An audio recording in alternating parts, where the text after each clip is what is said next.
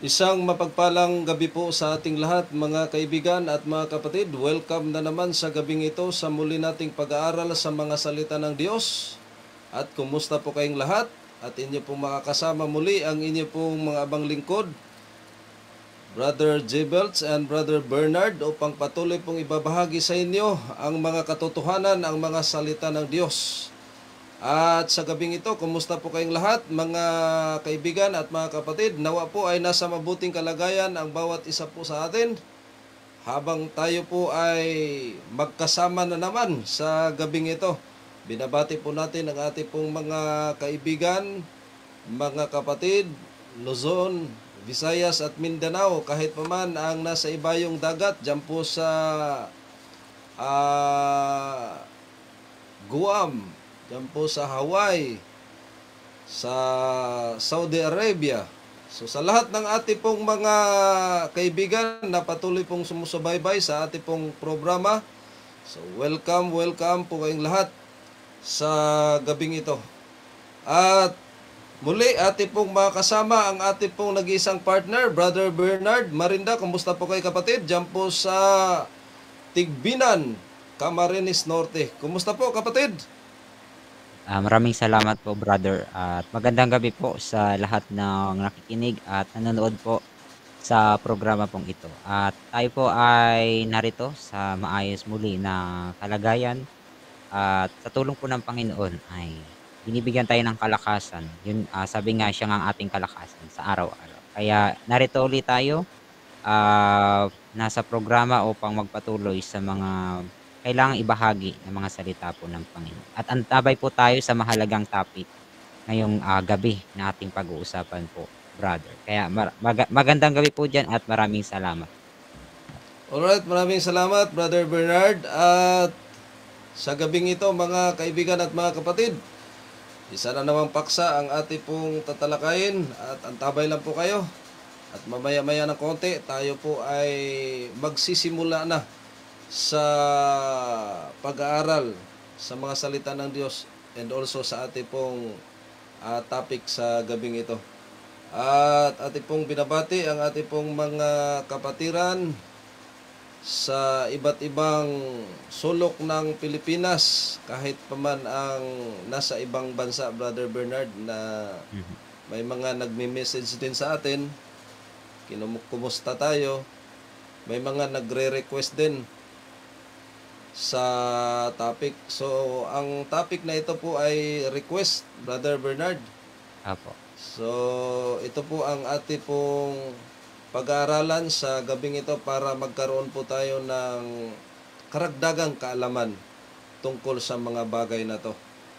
But before po tayo mag-start mga kaibigan at mga kapatid, tayo po muna ay mananalangin sa ating pong dakilang Diyos upang tayo po ay gabayan sa gabing ito sa pag-aaral sa mga salita ng Diyos. So tayo po ay mananalangin. Amang banal Diyos na makapangyarihan sa lahat, ng inyo pong kaharian ay nasa dakon ng mga kalangitan. Diyos noon, ngayon at magpakailanman. Sa gabing ito, Amang banal, narito po ang inyo pong mga lingkod upang patuloy na ibabahagis ang inyo pong mga mahiwagang salita. Una sa lahat, Amang banal, patawarin kami sa aming pong pagkukulang at pagkakasala. Saan man kami nasumpungan na nagkasala, sa isip man, sa salita man, at sa gawa, naway inyo pong patawarin. At sa gabing ito, maraming salamat sa buong araw, sa inyo pong biyaya at proteksyon sa buhay, na inyo pong patuloy na ipinagkaloob sa magandang kalusugan. At muli, narito po kami upang patuloy pong ibabahagi ang inyo pong mga banal na salita. Ipagkaloob nawa ang inyo pong banal na espiritu nasa sa amin at ang espesyal na karunungan, kaalaman na nagmumula sa inyo upang maihayag ang inyo pong mga katotohanan. Ganon din sa aming pong mga sumusubaybay, ipagkaloob din po amang banal ang unawa upang maunawaan ang inyo pong mga katotohanan. Ito po ang siyang magtuturo sa amin sa daan ng katotohanan tungo sa buhay na walang hanggan. At ganoon din, idinadalangin po namin ang aming pong mga kaibigan at mga kapatid na nasa bahay pagamutan, nasa karamdaman, ipuin sila amang banal, pagalingin sa kanila pong mga karamdaman. Special mention sa kapatid ng aming pong kapatid, ah, Sister Lumen Sayon Soriano na nasa bahay pagamutan. Nawa po amang banal, ipuin siya at pagalingin sa kanyang karamdaman. Dalawin siya upang tuluyan na po amang banal na gumaling sa kanyang sakit. At maraming salamat amang banal sa inyo pong pakikinig sa aming pong mga dalangin. Ang lahat ng ito ay aming hiniling at pinasalamatan sa pangalan lamang ni Hesukristo na aming personal at tagapagligtas. Amen. Amen.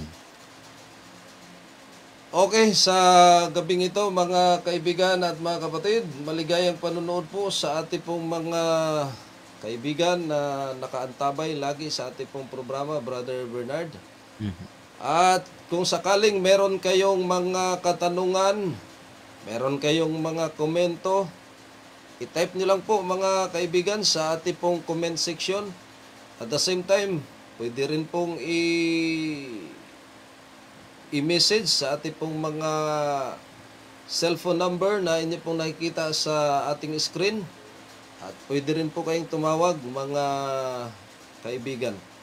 So, sa gabing ito, proceed na po tayo sa ating pong paksa. Ating pong ibigay ang panahon sa ating pong partner.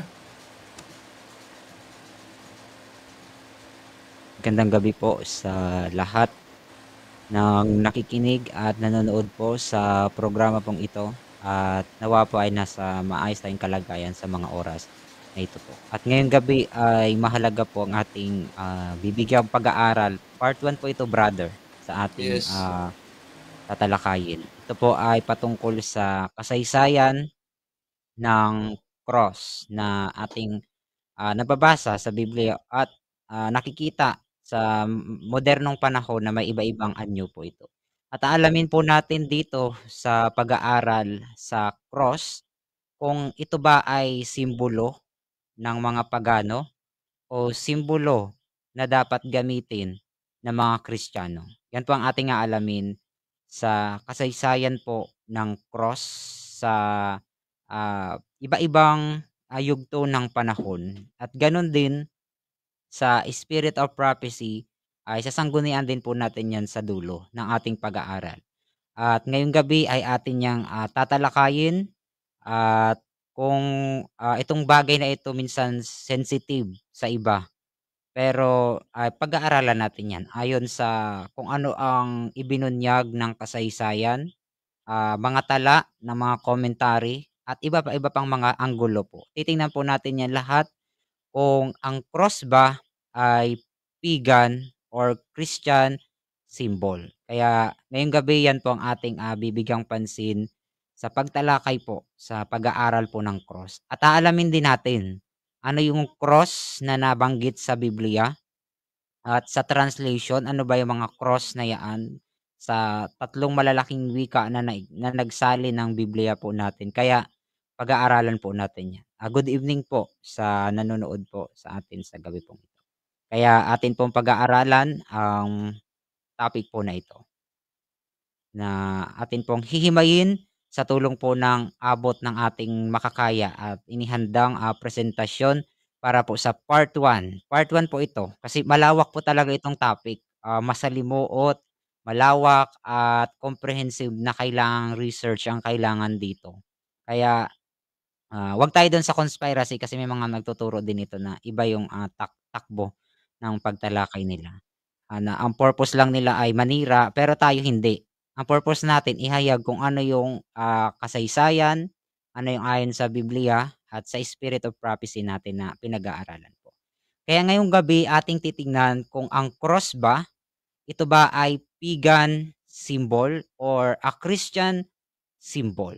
Kasi nga po, brother, baka ay 'yan pong nakikita niyong imahe na cross diyaan, 'wag baka sabihin natin ginamit natin ay part ito ng ano natin, pinapakita natin yung image kung ano po yung tinatawag nilang cross. 'Yan yung popular na image ng cross na tinatawag po nila. Kaya pag-aaralan natin 'yan kung ito ba ay dapat na gamitin na simbolo ng, Kristyanismo at mag-represent sa mga Kristiyano or ito ba ay dati ng simbolo na ginagamit bago pa man po, yung panahon na kumalat ang Kristyanismo po sa sanlibutan natin. Kaya titingnan po natin kung pagan or Christian symbol ba itong nakikita nating larawan na nasa visual po natin na tinatawag nilang cross or Latin cross po ang tawag sa ganyang shape. Kasi nga iba-iba ang form or shape ng cross na tinatawag po natin sa history or sa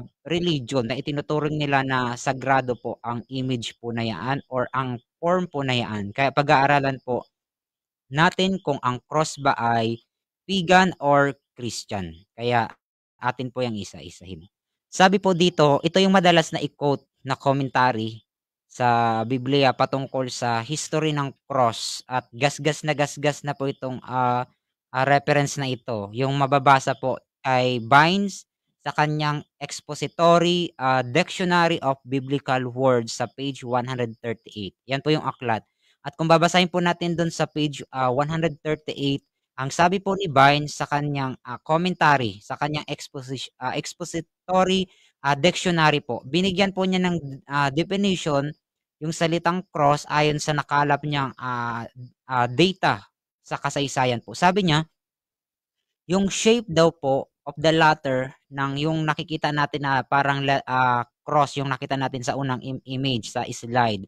Sabi daw ni Barnes, the shape of the latter had its origin in ancient Chaldea. Sabi po ni Barnes, galing daw po yung shape na yaan sa sinaunang Chaldea. Pag sinabi pong Chaldea, yan yung lugar na kung saan sumibol ang imperyo ng Babylonia.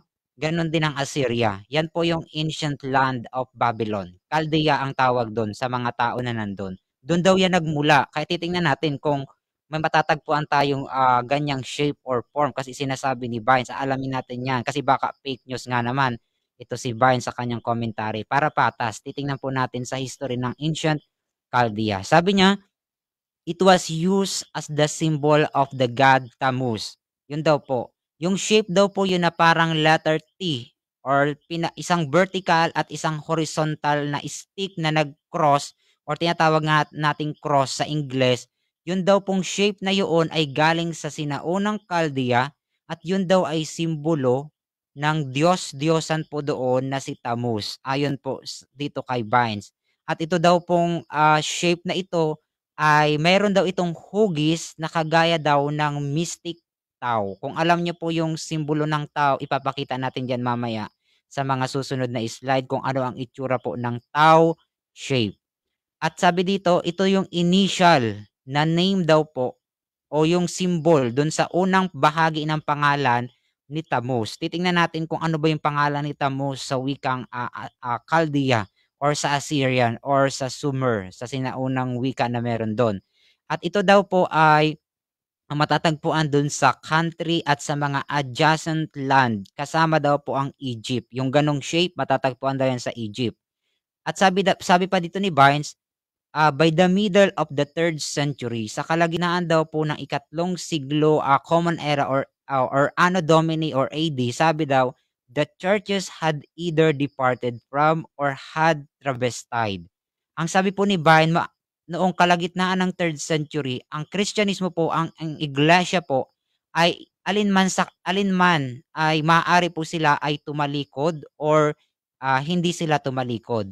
Dahil po sa doctrine na pinanghahawakan po nila sa pananampalatayang Kristiyano at ito daw po, isa daw po sa nakapasok Sa Kristyanismo ay itong paggamit ng symbol or ng shape or form na tinatawag nating cross sa panahon po natin ngayon sa wikang Ingles. Kaya titingnan natin yung sinasabi ni Vines, kung ito bang shape na ito ay galing kay Tammuz. Kasi marami nagsasabi na yung shape ng cross, galing daw yan sa initial name ni Tammuz. Ang tanong, yung pangalan pong Tammuz ay English po yan, baya sa Greek na Tammuz. Pero titingnan natin sa Ancient Chaldea kung Tammuz ba yung pangalan ni Tammuz, na Tammuz, binibigas nilang Tammuz, pero binibigas niya na Tammuz sa ancient ah, vocabulary sa Greek. Ito po si Tammuz sa ancient Chaldea or sa Assyria at sa ancient land ng naging Babylon. Yan yung ilang mga artifacts na nakuha po kay Tammuz. Pero po sa ancient Chaldea o sa sinaunang Chaldea, nakikilala po si Tammuz sa pangalan pong Domozid, hindi po Tammuz. Kasi nga yung Tammuz, Greek equivalent yan noong name na Domozid. Kaya sa ancient Chaldea, ang pangalan po ni Tammuz, base dun sa mga artifact, siya po ay si Domozid. At kung titingnan natin, ang paliwanag ng iba na kinokontra nga naman daw nung iba na yung cross galing daw kay Tammuz, pero sa initial name ni Tammuz sa Chaldea ay hindi naman nagsisimula sa letter T. Kasi nga nagsisimula sa letter D or may tunog na da, yung Domozid. Titingnan natin kung ano ba yung sinasabi ni Bay na dun daw nag-origin yung shape na cross na meron daw shape na mystic tau. 'Pag sinabi po nating tau, yan po yung shape ng tau. Yoong tinuturo ng arrow diyan sa slide. Yan po yung nakikita natin sa alphabet natin na letter T. Sa Griego, ang tawag po diyan sa shape na yan ay tau. Sa Hebreo, ang tawag sa letter na yan ay tav. At yan po ang shape daw ng initial letter di Tammuz. Pero nga sa ancient Chaldea ay letter da, yung sound ng initial name po ni Tammuz na Domozid or Domozid. Pero titingnan natin kasi nga sa ancient Chaldea yon. Pero kung titingnan natin dito sa Greek name ni Domozid na Tammuz ay meron siyang letter T na siyang tinatawag na Tau Cruz sa modernong panahon po natin or sa Latin time. Yan ang sabi ni William Vine sa kanyang expository Bible Dictionary na sinasabi niya doon nag-originate ang cross shape or symbol or form po na yan sa ancient Chaldea. At meron nga namang shape po doon. Kung titingnan nyo po daan, ang Tau shape, yan din po yung hugis ng Egyptian cross na tinatawag sa Latin na Crux Ansata. Yan pong Crux Ansata, yan po yung Egyptian cross. Meron lang po siyang sa taas na parang sabitan na oval shape. Pero yung baba po niya, letter parang hugis letter T. Kaparehas po ng Tau Cruz. Ang tawag po dun sa Egyptian cross na yan sa Latin ay Crux Ansata. At yan po ang similar na shape na sinasabi ni William Vine na from ancient Chaldea ay meron daw kaparehas sa Egypt, sa adjacent land doon daw po sa Egypt. At same nga naman, yan po yung tinatawag na mystic tau sa Egypt na tinatawag na Ankh sa wika pong Egyptian. Yan yung Egyptian cross na makikita natin sa mga artifact at makikita natin sa mga ruin diyan sa ancient Egypt. Ganyan po ang simbolo ng tinatawag nilang Egyptian cross na tinatawag nilang Ankh. Na ito pong Ankh, simbolo po nila yan ng life or resurrection. Or ano po, tinatawag din fertility. Yan po ang symbol niyan sa ancient Egyptian religion or sa ancient Egyptian mythology. Yan po ang simbolo ng Egyptian cross na tinatawag nilang Ankh. Yan po ang susi ng buhay ayon sa kanila. Ayon sa paniniwala ng mga sinaunang Egyptian. At yan yung sinasabi ni William Vine na kaparehas nung hugis ni Tammuz or ni Domozid ng ancient Chaldea. Pero nga letter D yung simula ni Domozid sa ancient Chaldea. Yan po yung mystic tau sa Egypt. Proven po yan artifact. Meron tayong makikita niya sa Egypt. Isa po dyan ay yung larawan po ni Paraon or Haring Ramesses doon po sa templo po niya. Na yung artifact po na yaan ay nasa Paris po ngayon yan sa Louvre Museum po ngayon. Yan po ay makikita natin doon. Meron po yung nakikita niyong hawak po diyaan ng paraon, yung pinapakita kay Paraon Ramesses, yan po ay isang Egyptian cross na tinatawag po na Ankh, na yan po ay susi ng buhay sa paniniwala ng mga Egyptian. Kaya meron na tayong idea kung anong sinasabi ni William Barnes na diyan daw nanggaling yung shape na cross o na nakikita natin. Kaparehas nga naman, merong letter, parang letter T, na meron lang oval shape sa itaas po niya. Tinatawag yan na Mystic Tau or Egyptian cross. Yan po, yan yung may kulay dilaw dyan na nilagyan natin. Yan ang tinatawag na Egyptian ah, cross. Pero po yung sinasabi ni William Vine na ang initial name ni Tamo sa Chaldea ay nagsisimula daw sa hugis ng Tau shape or Tau cross. Pero yun po ay kung titingnan natin sa ancient Chaldea, malayo po. Walang letter T na shape yung pangalan ni Tammuz sa ancient Chaldea. Pero makikita natin kung bakit yun yung reasoning ni William Vine na kanyang ipinaglalaban sa kanyang historical na nakalap na data po sa ancient Near East nung time po na yan. At ikinumpare niya sa Egypt. Kasi nga po si Tammuz sa ancient Chaldea, ito po yung pangalan niya. Ang pangalan po niya ay Damusid o Damu tapos Zid. Yan po ang pangalan po ni Tammuz sa ancient Chaldean. At hindi po nag-uumpisa sa letrang Tau, kundi nagsisimula po siya diyan sa pictogram na may tunog po na Da. At katunog din po yan ng Tau ng sa English. Kung nakarinig kayo, kapag sinusulat niyo yung tunog na Da sa English, anong ginagamit yung script na pangsulat? Letter T plus H magkasama, katulad ng salitang da sa English, pero ang sound niya ay kagaya ng letter D or da. Ganyan po ang bigkas kay Tammuz sa ancient Chaldea, Damusid or Domusid, na pagdating po sa Hebreo at sa Griego ay nawawala yung sound na H kaya nagigipo yung tau o tab sa ancient Hebrew. Titingnan po natin yan kung paano yan nangyari. Kasi nabanggit po yan si Tammuz sa Biblia po, kung ating dadaanan po yan dito kung ano po ang kanyang pangalan sa Hebrew. Pagdating po sa Hebrew, ito po si Domusid ng ancient Chaldea. Ang pangalan po niya, tinatawag po siya sa wikang Hebrew na Tammuz.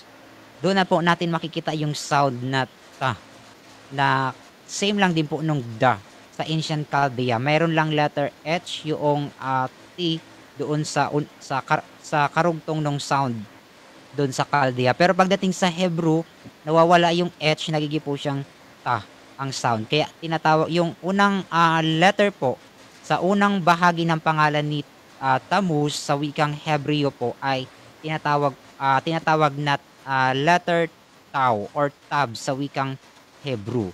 At kung nakakita na kayo ng alphabet ng ancient Hebrew or ng Hebrew, makikita nyo ang letrang Tau, yan yung pinaka-last na ika-22nd na letter po ng ancient Hebrew. Na ang hugis po niyaan ay kagaya po ng dalawang stick na pinagsanga. Yung gaya na makikita nyo sa larawan. Ang pangalan ni Tammuz sa Hebrew binubuo ng 4 na pictographic script. Yung una mula right papuntang left. Yung unang letra po diyan or pictographic letters po ay letrang Tau. Na ang pictogram po niyaan, dalawang stick na pinagsanga o tinatawag nating cross sa modernong panahon natin. Kasi nga kapag nagsanga yung dalawang stick, ang tawag natin doon ay cross or ekes na tinatawag natin. Yan yung beginning ng pangalan or initial name ni Tammuz na siyang sinasabi ni William Vine sa kanyang commentary, sa kanyang pag-aaral po sa origin ng cross sa nakalap niyang data sa history. Kaya malinaw, kung titingnan natin sa ancient Hebrew, yan yung letrang Tau na may sound na ta sa ancient Hebrew po. Yung may hugis na pinagsangang stick, ang simbolo. Na sa Hebrew nangangahulugan po yan na marka, sign or tanda or kaya po ay lagda or signature sa ancient Hebrew. Yan po yung pangalan ni Tammuz sa wikang Hebrew. Apat na letter po yan. Yung first letter, yung nakikita yung kagaya ng letra po sa modernong panahon na X. Yung nakikita natin sa alphabet na letter X. Pero sa ancient Hebrew, ang sound po niyan ay ta or da sa ancient Chaldea. Yan po ang initial name ni Damosid or ni Tammuz sa Hebrew po. Yan. Ang hugis po niya, ganyan po. Cross. Pinagdalawang nagsanga na stick. Or tinatawag natin yan na or form din yan ng cross sa modernong or sa Latin time ng version ng mga cross. Isa rin po yan sa shape ng cross. At sa Bible po, nabanggit po yan si Damosid or si Tammuz sa mga Hebreo, sa wikang Hebrew. Basahin po natin sa Biblia kung saan po nabanggit yan si Tammuz sa Ezekiel chapter 8 verse 14. Basahin po natin ang sinasaad ni Propeta Ezekiel.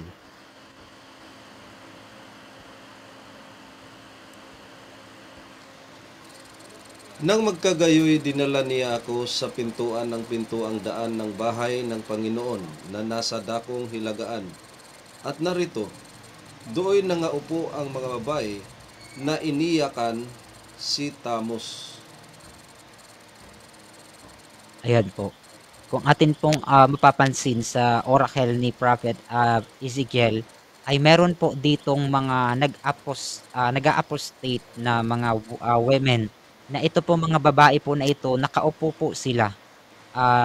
Sabi dito, nang magkagayoy, dinala niya ako sa pintuan ng pintuang daan ng bahay ng Panginoon. Ibig sabihin, sanctuary or tabernacle po itong pinapakita kay Prophet Ezekiel na nasa dakong hilagaan. At narito, dooy nangaupo ang mga babae na iniiyakan si Tammuz. Malinaw po. Merong mga babae, saan daw sila nangakaupo? Saang direksyon ng sanctuary po sila nakaupo daw? Hilagaan. Sa dakong hilagaan. Alam naman po natin sa sanctuary symbolism, ang north, exclusive lang po yan para sa God. Direction po yan kung saan po tumatahan ang God sa sanctuary. Nasa north side po siya ng sanctuary. Pero sino ang pumalit dun sa north? Hindi po ang mga babae ang pumalit po. Sa halip na ang Diyos na buhay ang nandung nakaupo sa northern side ng sanctuary. Pero itong mga babae po ang naroon. Na iniiyakan po nila, hindi po ang God, the Father, na sinasamba ng mga Hebreo, kundi ito pong Diyos-Diyosan na si Tammuz. Ito po ang iniiyakan ng mga babae. At tandaan natin, ang chapter 8 ng Ezekiel at chapter 9 ng Ezekiel ay prophetic po yan. Ibig sabihin po, dual po ang application po niyan. Literal and symbolic. Kaya pag sinabi nating women, plural, madaming mga iglesia. At itong mga babae na ito, mga church na ito, ay iniiyakan nila o binibigyan po nila ng tawag dito pagpapahalaga. Ito pong Diyos-Diyosan po na si Yes. Tammuz. Na alam naman po nating anak ito ng anak ng Diyos-Diyosan ng araw sa ancient culture diyan. Kaya kung titingnan natin, ito po si Tammuz na kinikilala na a God of resurrection din sa ancient culture diyan sa ancient Near East, ay iniiyakan po ng mga babae or sa modern time natin, mga churches. Ibig sabihin, Yes. until now, merong mga iglesia na sinasamba pa rin ang Diyos, ang anak ng Diyos ng araw na ito na si Tammuz. At makikita natin, ano ba yung simbolo ni Tammuz sa ancient culture. Makikita nga natin sa Hebreo, ang kanyang first initial letter ng kanyang pangalan ay nagsisimula sa letrang ta or da sa ancient Sumerian na meron pong pictogram or picture or larawang guhit po ng pinagsangang stick na tinatawag natin sa ngayon na cross. At si Tammuz po ay makikita natin sa ancient culture ay napakahalaga nitong Diyos-Diyosan po na ito. At sino ba ito si Tammuz? Sa ibang culture, sa counterpart ng ibang kultura po. Tingnan natin yung mga version ng Ezekiel chapter 8 verse 14 sa iba pang version po ng Bible. Basahin natin itong nasa Latin Vulgate ni Jerome noong panahon ng Latin language sa Europe.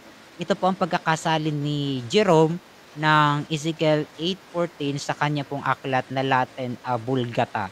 Sabi po ni Jerome sa version ng Latin ng Ezekiel 8:14, si Tamus po dito sa kanyang pagkakasabi, sabi niya ay et et introduxit mi por ostium forte domus dominicod respicebat at ad Achelonem et exi ebi mulieres sebebant plangiantes adonidem. Sabi po ni Jerome. Mapapansin natin si Tamus nawala dito pagdating sa version ng Latin. Ang translation po ni Jerome kay Tamus ay Adonidem. Pag sinabing Adonidem sa Ingles po ay Adonis. Sa Ingles po ang translation ng Adonidem. At sino ba si Adonidem po? Ito po sa Ingles. Nang isalin po yung Latin version ng Ezekiel 8:14, ito naman po yung ancient na English na pagkakasali ng Douay Rheims Bible translation. Sabi dito, "And he brought me in by the door of the gate of the Lord's house, which looked to the north, and behold, women sat there mourning for Adonis." Malinaw po, si Adonidem ay si Adonis na Diyos-Diyosan po ng mga Griego at Romano. Si Adonis ay counterpart ni Tammuz sa ancient Hebrew. Kung titingnan natin, ito po yan. Sa sinaunang Kaldea, ang pangalan po ni Tammuz ay Damusid or Domusid. Pagdating sa Hebrew, tinatawag na mga Hebreo po na mga Israelita ang Diyos-Diyosan po na yan sa wika nila na Tammuz. At pagdating po sa Egypt, yun po ay si Osiris sa counterpart sa culture ng Egypt. Pagdating naman sa Greek gods at Greek pantheon, si Tammuz ay si Adonis. Kaya ito yung ginamit ng English translation at ng Latin translation na si Adonidem. Si Adonis po yan sa wikang Greek. At lahat po yan, yung mga Diyos-Diyosa na nasa iba-ibang culture, same God, same po na pare-parehang anak ng Diyos ng araw, at ito po ay pare-parehong mga false god na sinasamba ng mga babae sa time ni Prophet Ezekiel, na hanggang sa ngayon ay sinasamba din ng mga churches. Ito pong false god o itong Diyos ng araw po na ito, at merong simbolo na napakahalaga. At titingnan natin ano yung simbolo na ginagamit dito na connected dito sa mga gods po na ito na nasa iba-ibang culture sa ancient time po na yan. Balikan natin, ito si Tammuz. Ang simbolo niya para sa mga Hebreo ay ang first letter ng kanyang pangalan na inilalarawan po sa pictogram ng Hebrew na dalawang stick na pinagsanga na tinatawag nating cross sa modernong panahon natin. At based diyan sa artifact, yan po ay si Tammuz or si Damusid sa ancient Chaldea or sa Assyrian Babylonia. Yan po ang kanyang simbolo. Yung nakikita nyo parang X ang shape po niya sa alphabet natin kung i-compare natin yung kanyang hugis. At kung titingnan natin si Tammuz sa Hebreo, ang katumbas niya sa Egypt, sa culture po ng Egypt, ay ang Diyos-Diyosan po na si Osiris. At ito po si Osiris, ano rin ang simbolo ni Osiris? Ano po kaya ang simbol na ginagamit po para sa Diyos-Diyosang si Osiris? Base po dito sa artifact na kung saan makikita po si Amonhotep I at si Amos ng paraon ng Egypt, ay makikita dito sa artifact meron pong may dalawang naghahandog po dito sa paraon na tao, at sa itaas po makikita nyo yung hieroglyph na picture po ng Egyptian hieroglyph po ng Tau Cruz na tinatawag na Ankh Cross na simbolo po ng key of life or ng fertility sa Egypt. Makikita nyo dyan sa picture, proven, may artifact po yan na connected kay Osiris. Hinahandugan po ni Amonhotep I at ni Amos nung time po na yan. Ibig sabihin po, si Tammuz na ang counterpart niya sa Egypt ay si Osiris, ay same po sila ng ginagamit na mystic symbol. At ito po yung may kinalaman sa resurrection or life na tinatawag or key of life, at connected po sa sun or sun god. kung ating titingnan, gaya nung Tau Cruz na tinatawag nilang Ankh Cross sa Egypt. Kaya makikita natin yung dalawang count sa magkaibang culture. Same po sila ng ginagamit na image or form para i-represent yung gods po na yan, na si Tammuz or si Osiris sa Egypt po. Based diyan sa ating nakikita sa artifact. Pero kung titingnan natin, yung cross ba ay ano ang itsura ng cross bago ito maging popular sa mga Christian? Ibig sabihin, umiiral na kaya ito, yung ganyang shape, sa bago pa po ipakalat po yan ng Kristyanismo, especially ng Roman Catholic Church at kalaunan ng mga Protestant. Kung titingnan po natin ang itsura po ng cross sa panahon ng pagan, sa mga pagan nation po, bago po dumating sa time ni Emperor Constantine the First, kung saan naging popular ang paggamit ng symbol ng cross, titingnan natin kung ano ang simbolo na ginagamit sa mga pagan nation nung time na yun. At titingnan natin kung magkaiba ba dun sa ginagamit ng mga Christian sa panahon po natin ngayon, na simbolo nila ng resurrection, ng life and resurrection daw or death ni Jesus Christ, sabi ayon sa kanilang interpretation ng symbol. Kaya titingnan natin, ayon po sa isang reference dito po sa An Illustrated Encyclopedia of Traditional Symbols. Ito pong encyclopedia ay naglalaman po ito ng mga pag-aaral patungkol sa mga traditional symbol at ano yung mga meaning po nila. Dito po sa page 45 ng aklat po nito, mababasa po natin kung saan daw nagmula ang symbol po nung cross na ginagamit po ng mga Christian po sa time na ito.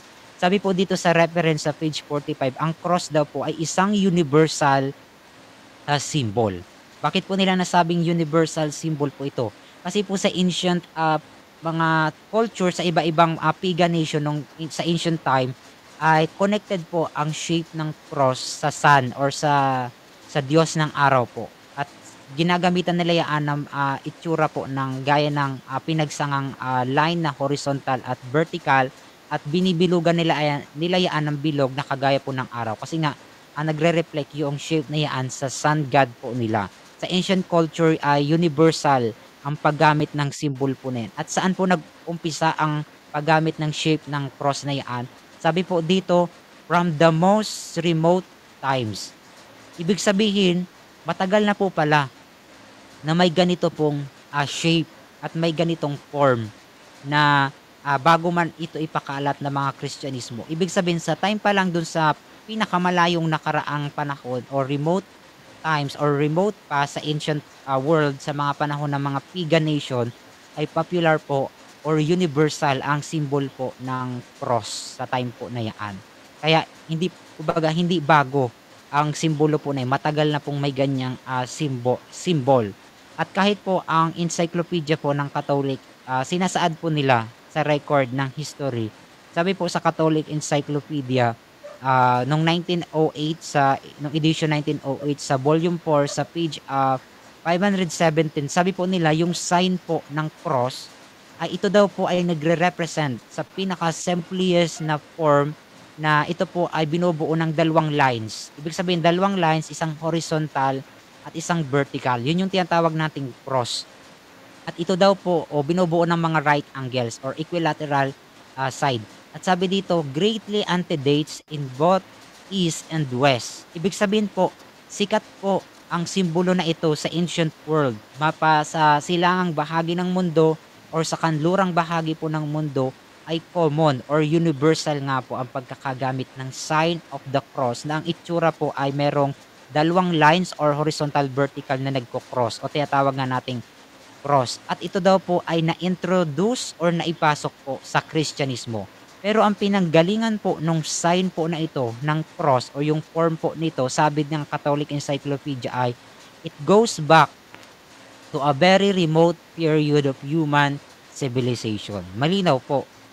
Ibig sabihin, matagal na po, may ganito na pong form or shape ang mga pagan nation doon pa po sa pinakamalayong panahon ng sibilisasyon po ng mga tao. Ibig sabihin, hindi po ito bago sa panahon ng mga Kristyanismo nang gamitin po nila itong symbol ng Christianity.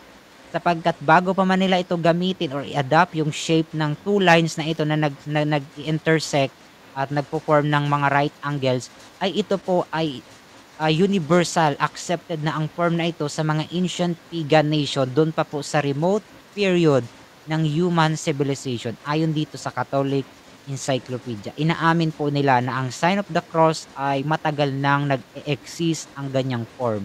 Ibig sabihin, hindi siya ah, bago para gamitin ng Kristyanismo para i-represent yung death at yung resurrection ni Jesus Christ. Doon gamit ang shape po na yan sapagkat ginagamit na pala yan ng mga pagan noon pa, matagal ng panahon sa kasaysayan po ng sangkatauhan.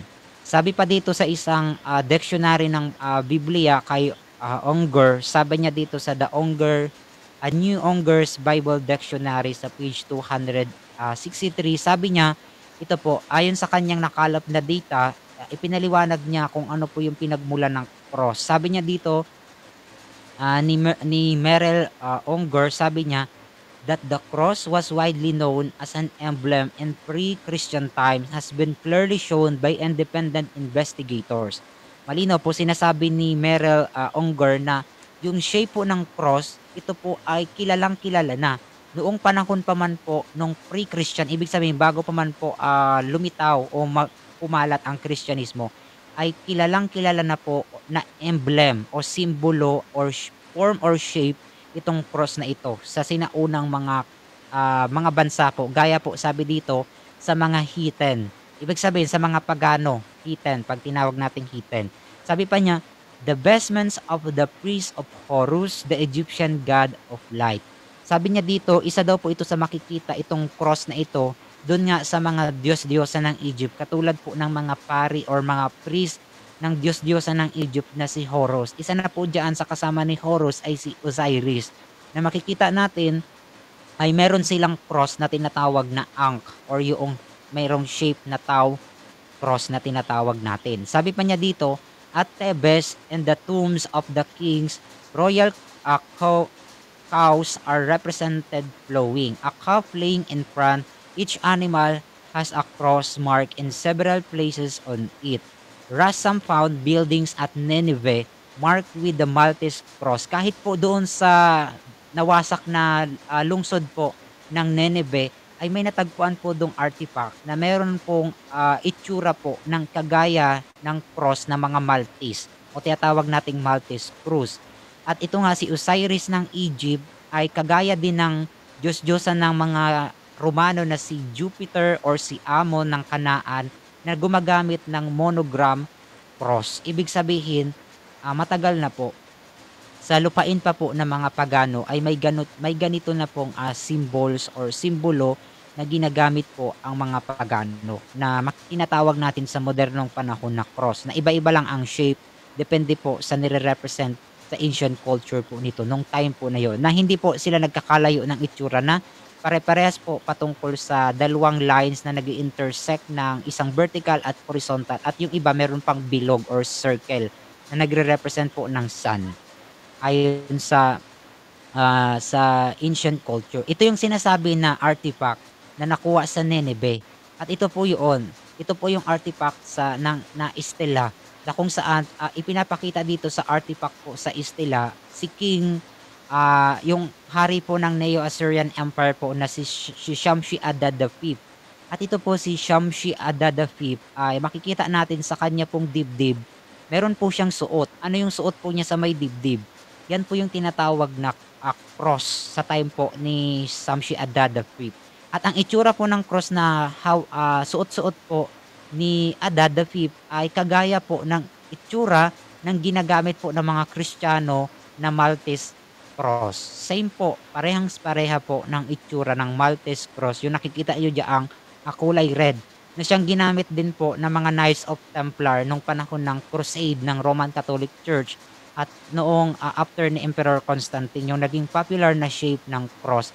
Same po nang makikita natin sa pagan king po na si Shamshi-Adad V na meron pong suot-suot na simbolo po ng cross o kagaya po ng cross, yung shape po niya na merong horizontal at vertical na nagtatagpo po na tinatawag na Maltese cross, yung ganyang shape po ng cross sa mga Kristiyano na gumagamit po niyan. Ibig sabihin, 800 years po bago pa man po isilang si Kristo ay umiiral na po ang ganyang shape na kagaya ng Maltese cross, gaya po sa Neo sa Assyrian Empire.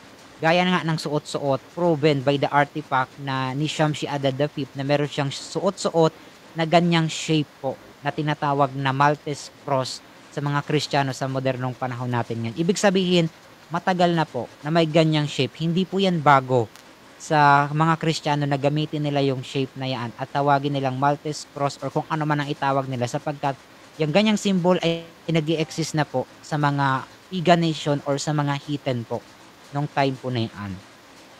Kahit po sa iba pang kultura ayon dito sa The Indians Antiquity sa volume 6 sa page 49, sinasaad po dito na yung mga druids na tinatawag, meron din po silang uri ng cross. Sa kanila, ang cross na mga druid po ay mayroong vertical line at merong nagsasanga na horizontal line. At sa taas po, meron pong umiikot na bilog na halo or circle po na nagre-represent po ng sun o pagsamba sa sun. At kadalasan po, ang itsura po ng druid cross or ng mga cross na mga Celtic po ay kagaya po ng letter T na ating makikita or yung small letter T sa alphabet natin. Ganun ang itsura po ng druid cross or ng mga Celtic cross na siyang as ginagamit na emblem or simbolo po ng mga ancient pagan nation po sa ancient Scandinavian at sa ancient Europe po nung time na yan. Kahit po sa India, sa panahon ni na Shiva sa Hinduism po, gumagamit po ang Hinduism ng version po ng cross na tinatawag na swastika. Kagaya po sa Buddhism, yung itsura ng shape nila ay kagaya ng swastika na cross po na tinatawag. Na meron lang sa kanilang arm na umiikot na parang nagigipo yung circle na nagre-represent po ng sun or ng life or resurrection po sa ancient pagan culture po ayon sa kanila. Kaya hindi po bago ang simbolo po ng cross sapagkat popular na po ito or common po ito, universal emblem po ito sa iba-ibang pagan nation. Saan man pong panig, sa Europe, sa ancient Near East, sa ancient Far East, sa ancient America, ay may mga ganyan pong shape na ginagamit ang mga pagan na always po connected sa sun god po nila na kanilang sinasamba depende kung anong pangalan ng sun god po nila sa mga culture na kinabibilangan po nila. Kaya kung ating titingnan po ay yung simbolo ng tinatawag nating cross ay popular na po siya sa ancient pagan nation or sa mga heathen po nung time po na yan. Kaya kung titingnan natin sa pre-Christian crosses po sa pagan world, ano ang mga itsura po nila base sa mga ating kinalap na reference na ilan sa pinakita nating reference po.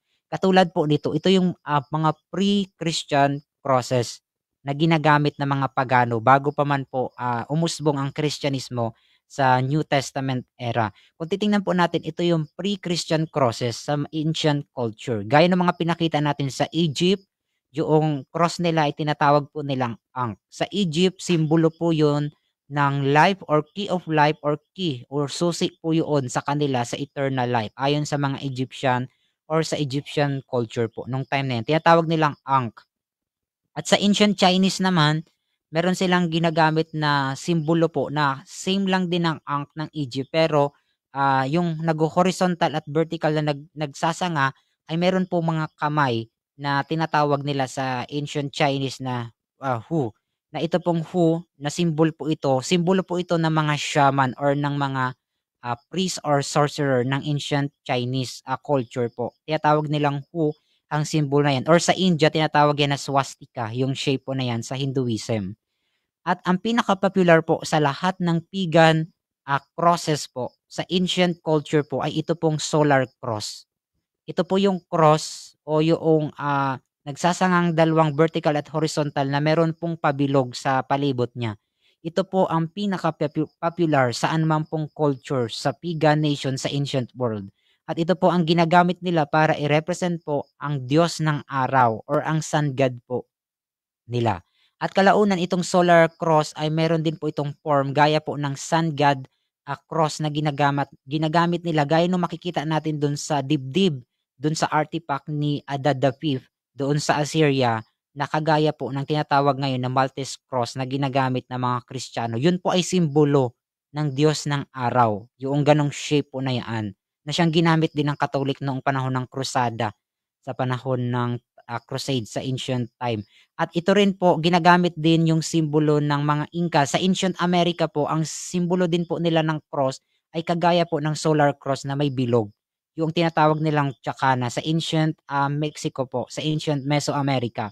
Kahit po sa ancient Africa, yung meron silang symbol din ng cross na kagaya po ng letter X na tinatawag nilang Aban sa mga ancient pagan nation ng Africa po nung time. Kaya po nung time po sa ancient world, popular na po ang ganyang shape. Hindi po yan bago na gamitin pa ng mga Kristiyano sapagkat popular na po yan sa ancient culture. Saan man pong panig ng mundo sa east, sa west ng daigdig po natin ay meron silang simbolo yan. At popularly po, connected po siya sa sun god or sa Diyos-Diyosan po ng araw po nila na iba-iba ang pangalan depende sa culture at ancient pagan religion kung ano ang tawag nila sa Diyos po nila. Kaya sa pre-Christian crosses po, umiiral na po ang ganyan. At titingnan natin kung similar ba siya sa shape at form or emblem na ginagamit ng mga Christian na gumamit ng simbolo daw po ng life, death, and resurrection ni Jesus Christ doon daw po sa cross or simbolo daw ng salvation or nire-represent yung Christianity. Pero tingnan muna natin yung panahon before si Emperor Constantine. Ano ba ang ginagamit ng mga early patristic Christian? Ano yung ginagamit nila nung time na hindi pa ini-introduce ni Emperor Constantine yung paggamit ng shape ng cross na kagaya doon sa Roman na ganyan ang shape?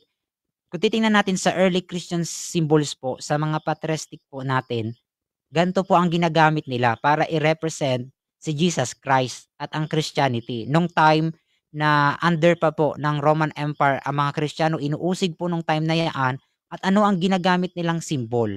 Isa na po dito nung time po ng matinding persecution po sa Roman Empire, ang mga Kristiyano po para magkakilanlan po sila kasi nga natatakot sila sa power ng Roman Empire nung time. Para po magkakilanlan sila na sila po ay Kristiyano, isa po sa ginamit nilang simbolo ay yung hugis po ng isda na tinatawag sa Grego na ektis na pinaikli po na representation ng ni Jesus Christ base po sa name. Kumbaga mga letter lang po 'yan na pinaiikli o ina-acronym nila na meron pong gaya ng simbolo ng isda. Ganyan yung representation nila noon ng early Christian para magkakilanlan po sila kung Kristiyano ba sila.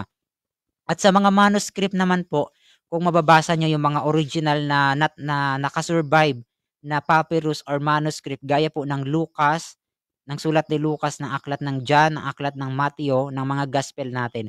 Makikita niyo po sa mga sulat ng ng mga papyrus na 'yan ay gumagamit sila ng simbolo ng staurogram.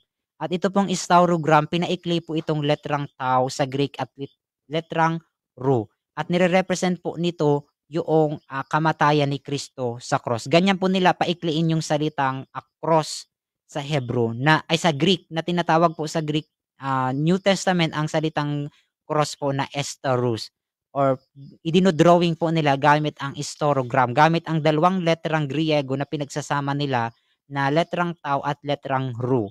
Kalaunan po, si Constantine ay dinagdagan niya po yung symbol ng staurogram na dinagdagan niya ng shape po na letter X. Ito na po, sa time ni Constantine, nagkaroon ng simbolo na kagaya na nung cross sa pagan. Inihalo niya doon sa symbol ng rho na letra po sa Greek alphabet. Pinagsama-sama niya yung letrang chi at letrang rho sa Greek para po mai-incorporate niya yung simbolo ng cross sa kanyang nakitang panaginip sa time ni Emperor Constantine. Pero po yung mga early Christian natin before kay Constantine, ang ginagamit nilang simbolo madalas ay ang staurogram, yung first and last letter po ng alphabet na tinatawag natin at saka yung hugis po na gaya ng isda or ektis.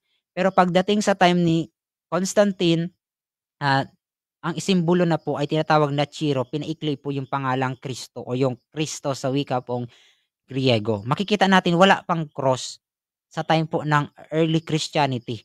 Hindi sila gumamit ng Latin cross na nakikita natin ngayon sa mga churches, nakikita natin ngayon sa mga damit na sinusuot ng mga sa kanilang mga ceremony or yung makikita natin sa iba-ibang religious institution. Wala po tayong makikita sa mga early Christian na ginamit nila yung Latin cross na ganun ang shape.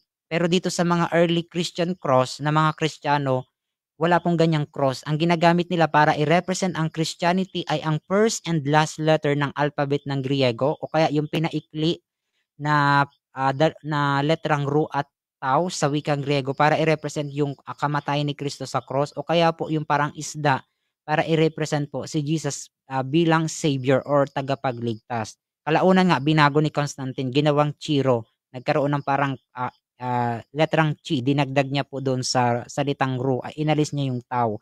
Kaya makikita natin wala pa pong Latin cross sa panahon ng early Christian. Hindi sila gumagamit ng ganyang symbol.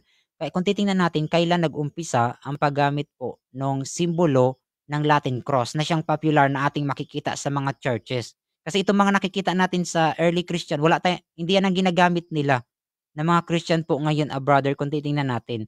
Hindi yan na makikita natin na inire-represent nila para sa Christian. Ang ginagamit nila yung Latin cross kung atin pong titingnan. Ngayon tingnan naman natin ano yung ginagamit ngayon ng mga Christian after ni Emperor Constantine the First noong i-declare niya gawing legal ang Christianity sa loob ng Roman Empire. At sinasabi nga nito ni Emperor Constantine kasi nga bago po siya nung panahon na siya ay makikipagdigma nung time po na yaan ay meron po siyang panaginip. Ito po si Emperor Constantine. Isa po sa kanyang panaginip or vision, sabi po nito ni Constantine, kung babasahin niyo yung history ni Constantine, ay nakita po niya sa vision or sa panaginip daw po yung cross sa langit. At yun yung simbolo na ginamit nga ni Constantine. Pero kung pag-aaralan natin sa buhay ni Emperor Constantine, yung vision niya na about sa cross, yun yung naging dahilan kung bakit naging popular ang paggamit po ng cross. Kasi nga ginamit yan ng mga soldier noong panahon ni Constantine para ipang shield or gamitin pong pananggalang sa mga kalaban nung time po na yun. Kasi nga napanaginipan daw ni Constantine yung shape na yaan at yan daw ang simbolo na magre-represent po sa Christianity at magre-represent ng pagkapanalo. Kaya ginamit yan ng mga soldier ni Constantine nung time po na yaan. At ito po yung ginagamit ngayon ng mga Christian na mga cross sa Catholic, sa Orthodox at sa Protestant at sa mga religious symbolism po na ginagamit nila. Ano-ano po yung shape ng mga cross na ginagamit nila?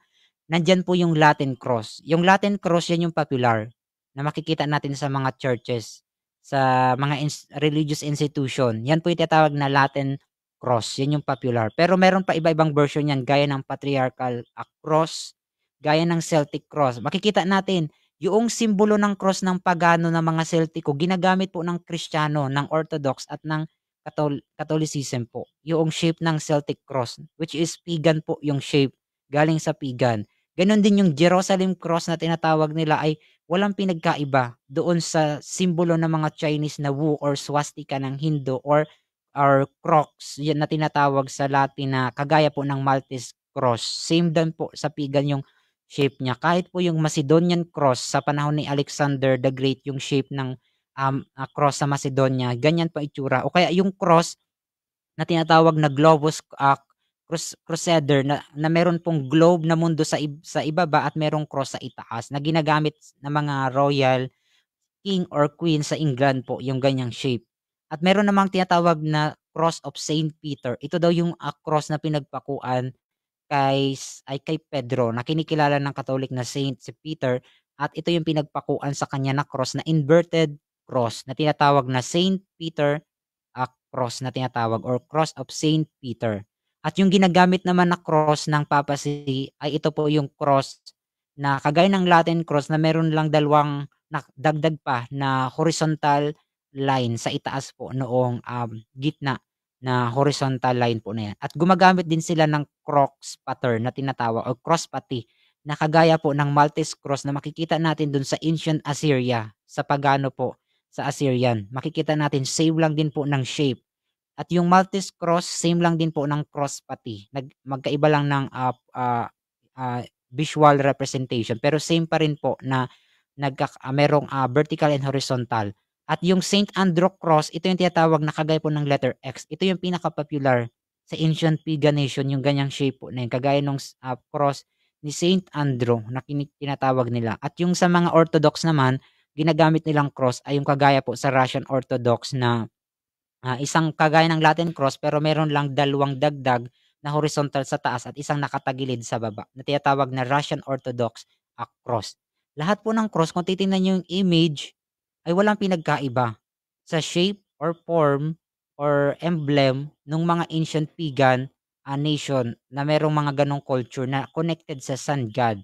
Almost same po gaya nitong cross pati yung Maltese cross, Jerusalem cross, Saint Andrew cross at saka yung Latin cross almost the same po ng shape or ng form. Walang pinagkaiba po dun sa mga pagan shape. Pero kung titingnan natin, malayong malayo doon sa ginamit ng mga Christian sa early Christian before kay Constantine.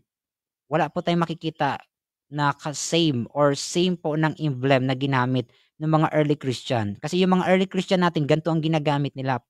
Kagaya ng isda na shape or yung first and last letter ng alphabet ng Griego o kaya yung inabbreviate nila o pinaikli na letrang Ru at saka letter T ng Greek po na tau para i-represent yung kamatayan ni Kristo.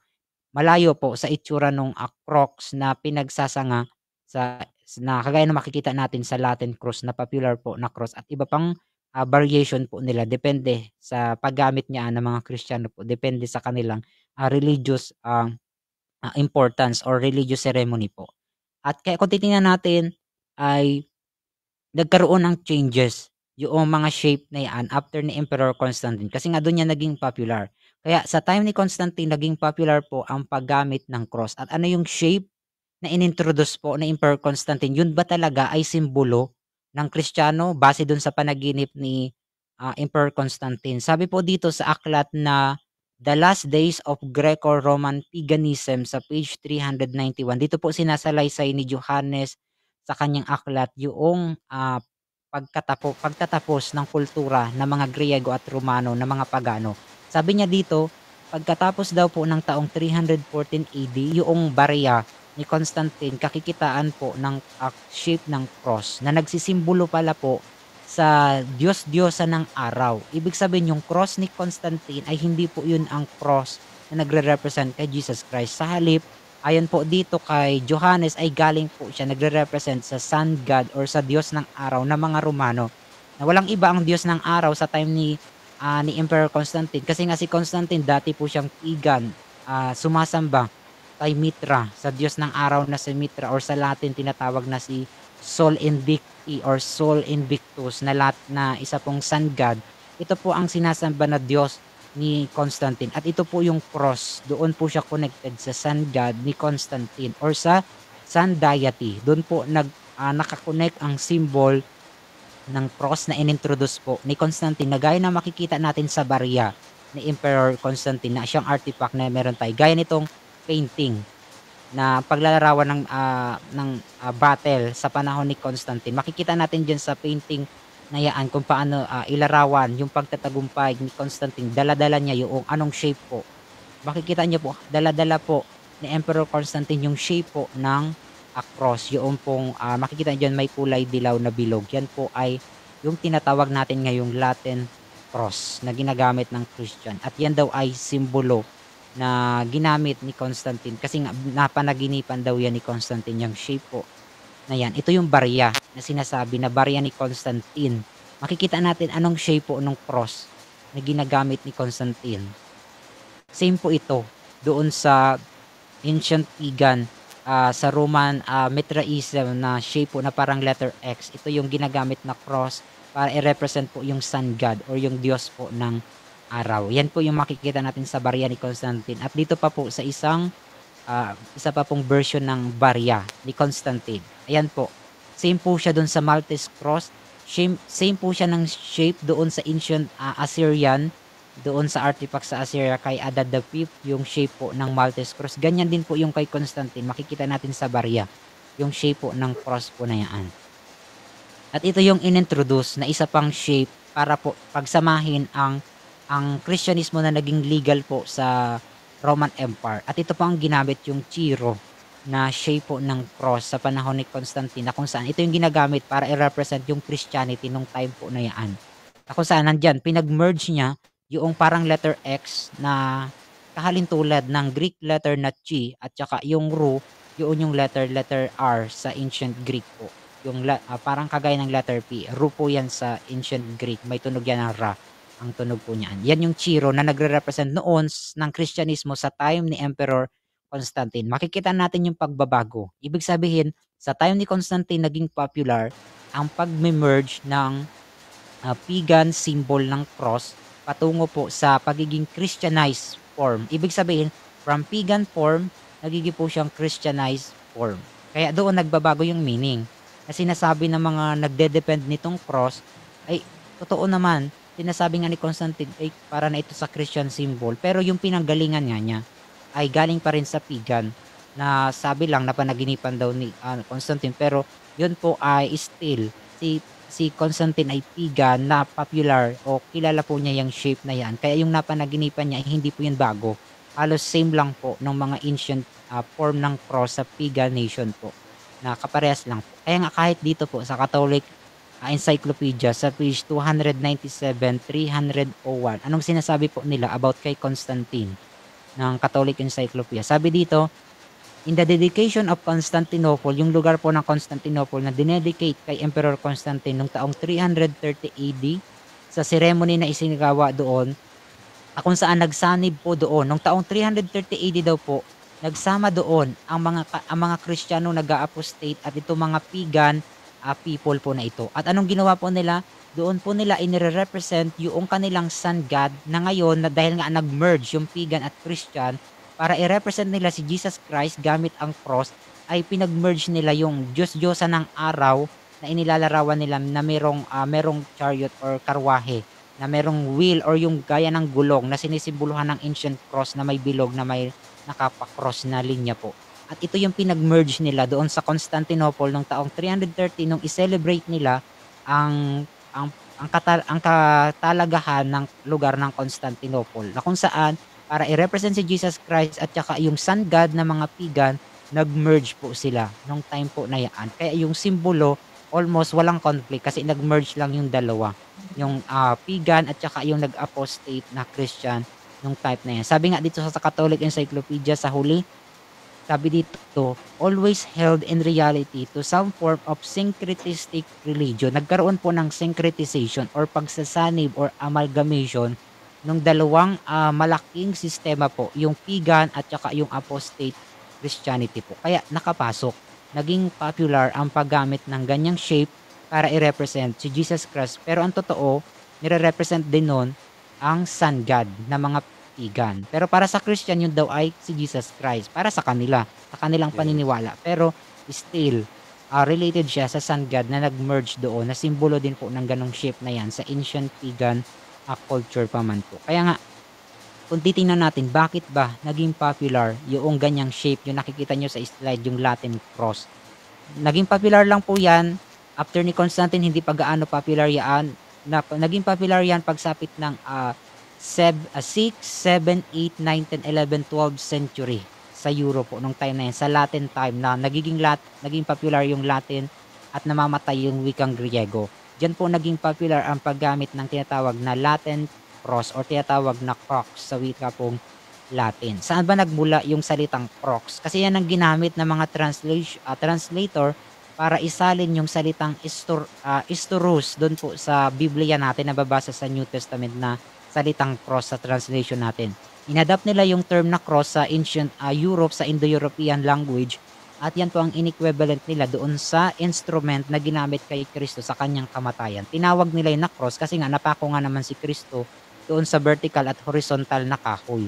At matatawag po sa Latin na crux or sa English po na cross nung mid 10th century CE po. At yung salitang crux galing sa ancient English, sa ancient Old Norse, sa Scandinavian at saka sa Old Irish na salitang crox o kaya po sa Latin na crux.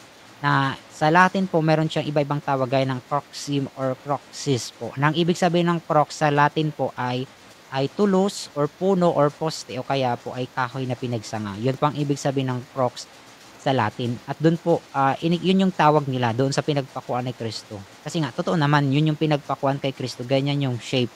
Kaya matatawag po sa Latin na crox. At tinatawag yang crox sa Italian na croxi at sa French na croix at sa Spanish at sa Portuguese na cross. Na siyang inadapt natin ng mga Pilipino na ang tawag natin dyan ay cross galing sa Spanish or sa Dutch na croix at saka sa German na cruz. Nung time po na yan. At yan po ang tawag dun sa vertical and horizontal na nagme-merge na line po na yan na tinatawag nating Latin cross sa panahon po natin ngayon na ginamit ng mga Christian na symbol daw po ng salvation at saka ng Christianity, which is late na po para gamiting symbol. Kasi nga ilang century na yung lumipas bago po gamitin yung shape po na yan. After ni simula kay Constantine naging popular hanggang sa kalaunan ginamit ang Latin cross. Pero yung mga early Christian walang gumamit ng ganyang shape para i-represent ang Christianity. Ibig sabihin late lang po ginamit ang ganyang shape para i-represent ang Christianity, which is authority ng tao ang nag-decide na yan po ay gamiting shape at hindi po ang mga apostol or ang mga early patristic po natin ng 2nd century. Wala po silang ginamit na ganyang shape. Late na po sa kasaysayan ng Christianity. At ang gumamit niyan ay ang nag-apostate na Christianity na nag-syncretize sa pagan culture sa time ni Constantine nung maging legal sa Roman Empire ang Christianity. Na sinasabi nga nila na totoo naman talaga kahit ang Catholic Encyclopedia inaamin nila na merong syncretization na naganap sa time ni Constantine, lalo na nung taong 330 AD noong magkaroon ng celebration doon sa Constantinople nung inalala si Constantine doon sa lugar. At yung Latin cross na yan, iba-iba ang tawag dyan at yung shape niyan na ginagamit sa panahon ng Latin. Ayon dito kay Lepsius sa kanyang aklat nung taong 1594, panahon ng pagtatapos ng Dark Ages, sa kanyang aklat doon sa page 70 to 21, sabi niya yung tinatawag nila sa Latin na crox ay nahati yun sa tatlong uri. Yung tinatawag na crox decussata at saka yung crox commissa at saka yung crox immissa. Yung crox decussata yun yung kagaya ng letter X, yung hugis po niya. At yung crox commissa naman yung letter T na ang hugis. At yung crox immissa naman yung small letter T na ating nakikita. Yan yung popular, yung crox immissa or tinatawag nating Latin cross para daw i-represent ang Christianity or kamatayan daw ni Kristo dun sa cross. Ganyan po nila ginamit ang symbol which is pagan, yung shape na pinanggalingan niya para i-represent ang Christianity or si Jesus Christ. Napakalayo po na para i-adapt. Late na po na ginamit nila yung ganyang shape po na yan. Kaya kung makikita natin ay yung mga early Christian na gumamit po ng ganyang symbol ng cross ay ginamit po nila sa kanilang religious system dito sa nag-apostate na Christianity, which is authority na po ng tao at naging tradition, naging bahagi ng culture ng Kristyanismo sa Europe at naging bahagi ng mga architectural design hanggang kalaunan nung nag-uusbungan na po yung mga tinatawag na cathedral at mga architectural na mga church ng mga Kristyanismo ay gumagamit po sila ng ganyang shape para po i-represent ang Christianity. Christianity which is based lang po sa tradition ng tao at based sa tao po ang nag-decide na i-adapt nila ang shape na yan para i-represent ang Christianity which is late na po sa history ng Christianity para gamitin po ang shape which is similar sa pagan shape na nag-syncretize nga sa time ni Constantine. Kung titingnan natin, doon yung naganap na transition based sa mga historical evidence. Kung titingnan natin yung pag-transform ng shape po niyan from pagan to Christianized form. At nagkaroon ng ibang definition na or meaning dahil nga binago. Nagkaroon na ng another meaning siya dahil sa pagbabago ng application ng shape po na yan or ng image or ng form po na yan or ng shape po na yan. Kaya dito sa huli ito yung babasahin natin. Sabi nga dito, nowhere does the Bible suggest that the earliest Christian used the cross as a religious symbol. Instead, it was the Romans. Mga Romano po ang nagpakalap ng ganito pong shape, especially sa time po ni Constantine. At lalo na nung after po, almost 300 years na po na pagkatapos ni Kristo mamatay. Sa panahon ni Emperor Constantine, doon po inadapt ang emblem ng cross na yan at gamitin sa mga armies at gamitin sa religion ng Christianity hanggang sa panahon natin ngayon. Naging popular, yaang shape, yaang tinatawag na Latin cross na inadapt din ng mga Protestant ang ganyang shape po na yan. At iba-ibang version yan, depende sa ginagamitan po sa mga nag-aangkin ng shape po na yan na ginagamit nila sa religion para i-represent ang Christianity or a religious ceremony po nila. Kaya malinaw po na yung symbol po na yaan ng paggamit ng cross, kung yaan po ay tao lang ang nagawa at hindi po Diyos ang nagsabi na gamitin yaan, kasi wala namang sinasabing ganyan sa Biblia na gamitin dahil yang ganyang shape na dati nang umiiral sa pagan nation, ay matatawag yan na idolatry kung isasama natin yan, i-incorporate natin yan sa worship natin or sa ceremony, sa worship natin sa loob ng church or labas man ng church or sa ating system of worship. Kapag ipinasok natin siya doon, magiging na po siyang idolatry o pagsamba na siya sa sa Diyos-Diyosan at doon sa image or sa larawan po. Kaya kailangan nating mag-ingat kung talagang totoong Christian tayo na sumasamba sa spirit and truth at hindi po sa mga image or sa mga nakikita nating form or shape para i-represent ang isang something gaya ng salvation, death, or Christianity, which is walang ganong sinabi ng Biblia na gumamit sila niyan para i-represent yung iglesia ng Diyos o kaya i-represent yung kamatayan ni Kristo. Wala pong sinabing ganon si Kristo sa kanyang mga alagad sa Biblia. Tao ang nag-decide na i-adapt ang ganyang shape, late na nga po kung tutuusin. Huli na po sa history ng Christianity bago yan ginamit ang shape na yan, yung popular na Latin cross. Kaya yun lang po sa part 1 na ito sa maikling pagtanaw natin. Sana ay nakita natin yung kunting pagtanaw sa ancient origin ng cross na noon pa po pala sa ancient pagan nation. May mga ganyang shape na lagi siyang associated sa Diyos ng araw at nag-syncretize sa panahon ni Constantine at naging popular sa Christianity po at naging bahagi na ng culture, tradition, and arts na hindi na po kayang pigilan ng mga tao dahil naging bahagi na talaga ng sistema ng Christianity na nagkaroon na ng another meaning sa mga Kristiyano na hindi na kagaya ng sa pagan pero same lang, nagkaroon lang ng panibagong definition pero yun pa rin yun sa pagan, nag-syncretize lang yung paggamit niyan sa worship. Kaya mag-ingat tayo sa paggamit ng shape kasi pagan yung shape po na yan, andun pa yan. Kaya yun po, kaya sana nagkaroon tayo ng konting kaalaman sa maikling pagtanaw natin sa ilang kinalap nating reference sa history po ng cross from ancient pagan world hanggang sa Christian world at dun sa panahon ng early Christian. Nakita natin yung pagkakaiba-iba po ng tatlong generation. Yun lang po at magandang gabi po. Okay, maraming salamat Brother Bernard at napakalinaw naman ng pagpapaliwanag ano. Part 1 pa lang po 'yon ng ating pong pag-aaral mga kaibigan at mga kapatid. So antabay po kayo sa sunod na gabi upang ipagpapatuloy po natin sa pag-aaral ang topic na ito. At kung sakaling meron kayong mga katanungan, karagdagan, pwede po kayong mag-comment sa ating comment section, mag-message sa ating pong cellphone number o kaya tumawag sa ating mga numero. So batiin po natin ang ating pong mga kapatid at mga kaibigan na sumusubaybay dyan sa ating pong masigasig na elder, Brother Jico Buko, dyan sa Matalom Leyte, Mama Elgin, kay Sir Sunny Escoril, sa lahat ng sumusubaybay sa gabing ito. Napakalinaw Brother Bernard sa pagpapaliwanag regarding po sa cross na iba't iba ang sign pero same meaning lang po. Tama po ba Brother Bernard? Iba-iba yung design baga. Po? Pero same pa rin po.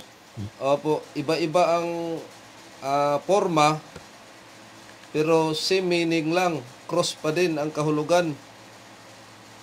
So ito po ay part 1 pa lang mga kaibigan at napakalinaw na ang cross ay talagang hindi dapat i-adapt sa Christianity.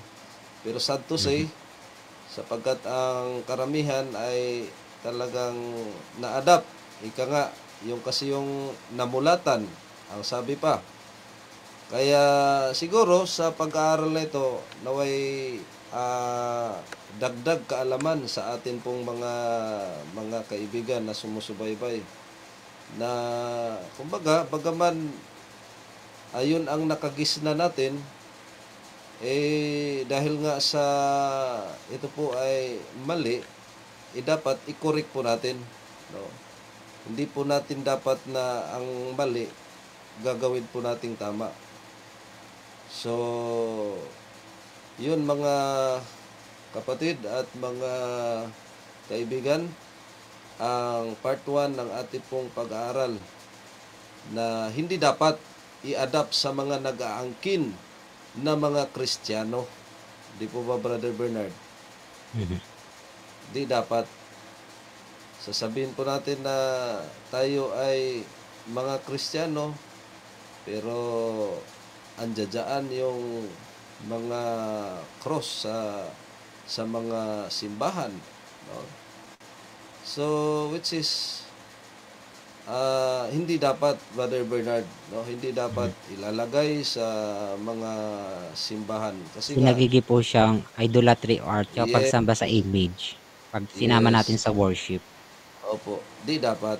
So, ito Opo, po di ay dapat. pagpapaliwanag or pagpapahayag laang mga kaibigan para maitama po natin ang ating pong maling paniniwala na iniisip po natin na ito ay granted sa Panginoon, pero hanggang sa kaisipan po natin laang, hindi naayon sa kalooban ng Panginoon. So, batin po natin ang ating pong kapatid o kaibigan.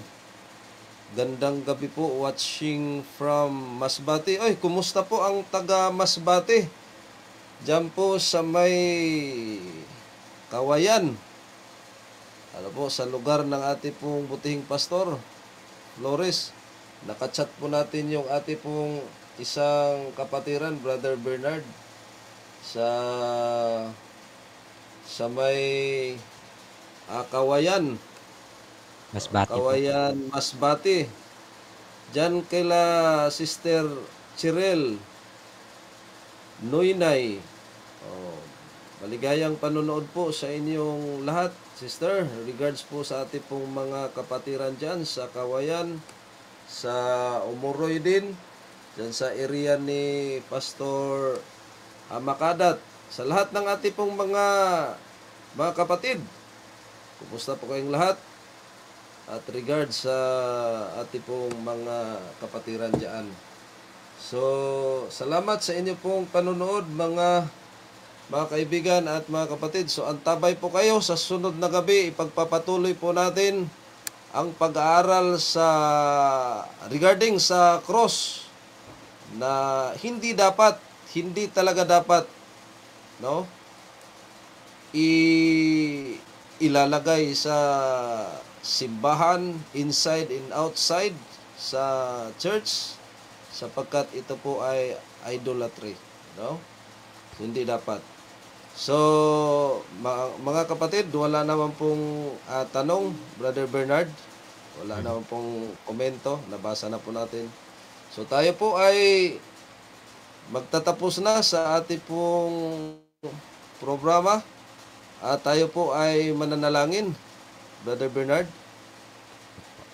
Tayo po, manalangin po para sa pagtatapos po sa programa po. Amang banal, narito po muli kami ay nagpapasalamat po sa programa po na amin pong tinalakay sa gabing ito sa pagbigay po ng karunungan, kaalaman sa aming binitawang mga salita. Nawa po ang katotohanan ang siyang nangibabaw. At ganun din po sa mga nakinig at nanood, nawa po ay sila din po ay nabuksan ang kanilang mga isipan patungkol sa kasaysayan ng cross noon pa man at hanggang sa kasalukuyan, ay maging awareness na sila po ay wag mabiktima ng idolatry na may kinalaman po sa image po na yan. At ganun din po, maraming salamat po sa mga biyaya na aming tinanggap sa araw po na ito at sa aming pagtulog sa mga oras po na ito, sa darating na mga oras na tumatakbo, ay nawa po ang inyo pong dakilang patnubay, ang banal na espiritu ang siyang manguna po sa bawat isa po sa amin. At ingatan po ang bawat isa sa kalagayan, physical man at spiritual po sa mga oras po na ito at sa mga darating pa. At maraming salamat po at gano'n din sa aming mga pagkukulang at mga pagkakasala, kami po ay inyo pong patawarin. Ang lahat po ng ito ay amin pong idinadalangin sa pangalan po ng aming, tagapagligtas na si Jesucristo. Amen. Okay po, maraming salamat sa inyong lahat mga kaibigan at mga kapatid. Huling panalita, Brother Bernard, bago tayo magtapos. Maraming salamat po sa atin pong lahat at magandang gabi. Antabayan po natin ang part 2 na Opo. biblical naman. Titingnan natin yung mga verse po niyan sa Bible. Yes. At gano'n din yung, sa Spirit of Prophecy. Lahat natin yan, titingnan. History pa lang po yung ating tinalakay sa part 1, kaya abangan natin ang part 2 po nito. Magandang gabi po at maraming salamat po sa atin. Okay, maraming salamat, Brother Bernard. So sa pangalan na lang ng ating pong dakilang Diyos at sa buong puwersa ng Seventh-day Adventist Church Local Conference mula po sa Tigbinan, Camarines Norte, sa kinaroroonan ng ating partner at mula po dito sa aking kinaroroonan sa National Capital Region, headed by Pastor Almario Flores sa Norte, Pastor Dante Banda sa Calabarzon, Pastor Ruel Batoto. Ito po ang inyo pong mga abang lingkod na magsasabi, mapalad ang bumabasa at nangakikinig ng mga salita ng hula at tumutupad sa mga nangasusulat doon sapagkat ang panahon ay malapit na. Purihin ang Diyos. God bless us all.